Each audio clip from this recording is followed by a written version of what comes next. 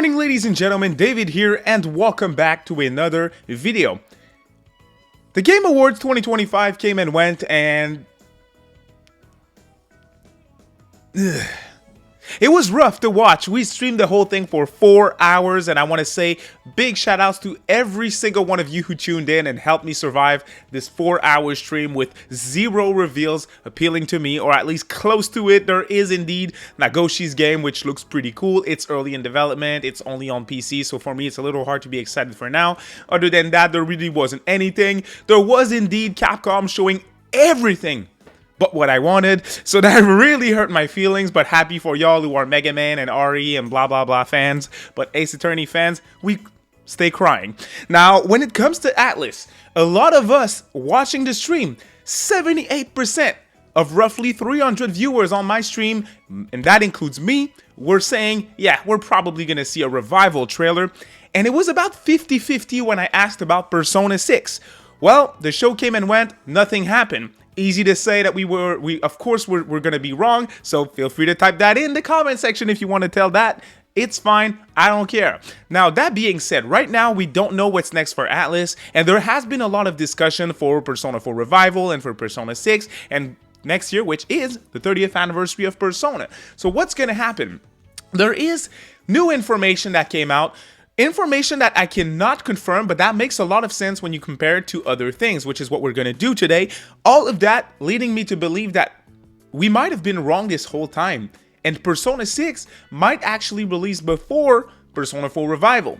Let's get into it. Everything that I'm going to mention today is sourced in the video description, as always with my news episodes, so make sure to check that out if you're interested. Otherwise, I'm trying to be the #1 place for Atlus news information on YouTube, so if you are into that kind of coverage, please consider subscribing. I do talk about other RPGs at times as well. Let's get in. So it all started when one of the most reliable industry leakers at the moment, called Nate the Hate, made a tweet with his predictions for the Game Awards. Tweet which triggered a lot of reactions because the first game that he predicted for the show, he said not leaks explicitly, as you can see, but it's still predictions. And when you have someone who's really in the know for the industry, someone who leaked the reveal date for the Nintendo Switch 2 and a bunch of other stuff that came to the platform and blah blah blah, he has been accurate on multiple occasions lately. So when he predicts something, even though it's not a leak, it's interesting to look at because he knows stuff, you know?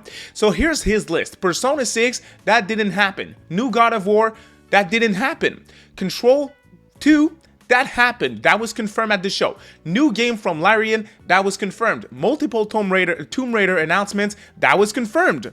Expedition 33 Switch 2 announcement, that did not happen. And Diablo 4 expansion, that happened as well. So his predictions were almost all correct, which is really interesting.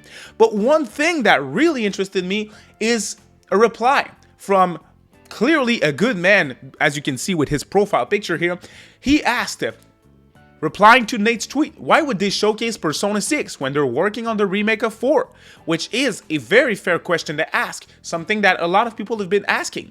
Then you have at Mangako, who replied to him saying, P4R is being developed mainly by an external developer called TOS or Tosei. For this reason, most of the P Studio staff are focused on Persona 6, which began development many years ago, long before P4R. And Nate replied with, correct. Which, to me, that's not that surprising. Atlus has been outsourcing games or smaller projects to other studios for a while now. Reload was mainly developed by P Studio though, and that was a very solid game, so the fact that Revival is being outsourced, like a lot, mainly outsourced to Tosei, that could be a little worrying about the final product, but I think Atlus is going to show up and they're going to help the devs to make sure that it's the product that we want to see at the end of the day when it releases. I'm going to use Persona 5 The Phantom X as an example. Of course, it's a gacha game, but at the end of the day, you cannot tell me that it does not feel like a Persona game. It sounds like a Persona game. It plays like a Persona game. It's a game that was developed mainly outside of P Studio with the help of the studio at times, like Sojima for some of the character designs and everything, and it feels natural. This is not the topic of this video, but that news to me isn't shocking and it isn't worrisome either. I'm fine with that, okay? Now, that would explain the possibility of Persona 6 releasing Persona 4 Revival. Because if you outsource Revival, your main staff is still on Persona 6. And when they say the development began many years ago, we know that. Persona 5 Royal released in 2019. We know that development has started, or at least a pitch was started maximum in 2019. Because that's the release date for Royal in Japan. So, Persona 6 could indeed release before Persona 4 Revival. So, if Nate predicted Persona 6 along a bunch of other games for the Game Awards that were indeed revealed there, to me that really means that, yo, we might see Persona 6 very soon. And let me start by creating expectations for 2026. So, it's already confirmed that in January of 2026, there is going to be a big Xbox game showcase. Place where Persona 4 Revival was announced, Persona 3 Reload, Metaphor ReFantazio, Persona 5 Tactica, Persona 25th Anniversary ports for P3P, P4G, and P5R. I think I made my point, right?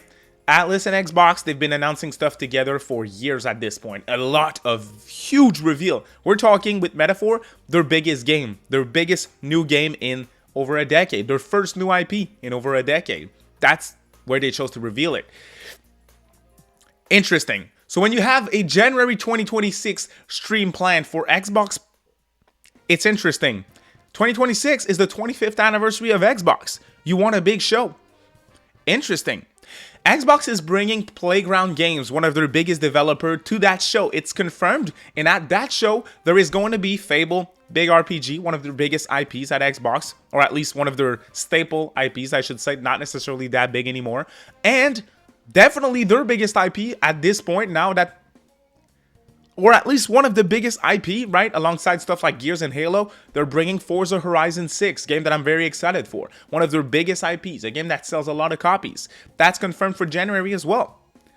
I think one of the biggest third-party reveals that they could have at this event is Persona 6, and I think it's really likely when you look at it.